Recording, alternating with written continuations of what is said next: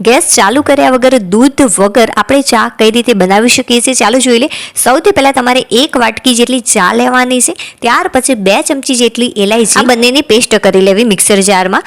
3 વાટકી જેટલી ખાંડ લેવાની છે, એને પણ આપણે સારી રીતે પેસ્ટ કરી લેવાની। આ બંને પાવડર તૈયાર થઈ જાય ત્યાર પછી તમારે 1 વાટકી જેટલો મિલ્ક પાવડર એડ કરવાનો, બધું જ મિક્સ સારી રીતે કરી લેવાનું છે। ત્યાર પછી તમારે ચાળણી વડે અને ચાળી લેવાનું। જ્યારે પણ ચા પીવાનું મન થાય અથવા બહાર જાઓ ત્યારે તમારે ગરમ પાણીની અંદર મતલબ 1 ગ્લાસ પાણીની અંદર 1 ચમચી જેટલો પાવડર એડ કરી મિક્સ કરી લેવું। ત્યાર પછી આને ગાળો સરસ મજાની ચા 1 મિનિટની અંદર શું તમે ક્યારે લસણ ઉપર મીઠું અને મરચું આ રીતે એડ કર્યું છે? નહીં એકવાર ચોક્કસથી કરી જોજો, ખરેખર બહુ જ સરસ રિઝલ્ટ મળશે।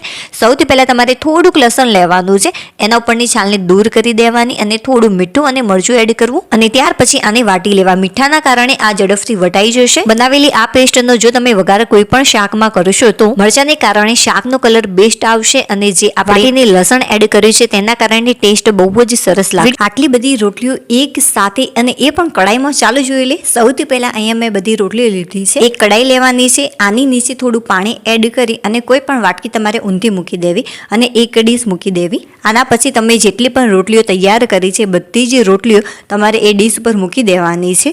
ત્યાર પછી કડાઈ પર એક મોટી થાળી ઢાંકી દેવી। ઘણીવાર શું થતું હોય છે કે રોટલીઓ બહુ બધી વધતી હોય છે અને સવારે આપણે શામાં જ્યારે પણ જોઈએ ત્યારે જો તમે આ રીતથી ગરમ કરશો તો એકદમ સોફ્ટ અને ગરમ। મારી મહેનત યોગ્ય લાગી હોય તો વિડીયોને લાઈક કરી દેજો। બાય।